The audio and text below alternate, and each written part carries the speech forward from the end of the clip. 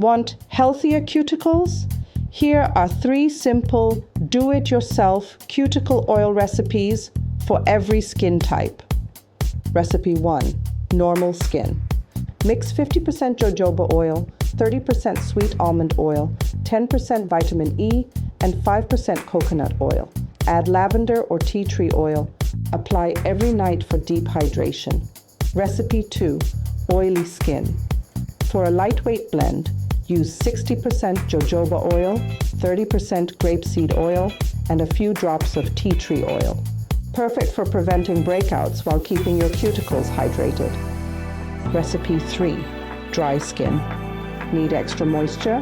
Mix 50% almond oil, 30% coconut oil, and 10% vitamin E. Massage twice a day and wear gloves overnight for intense hydration.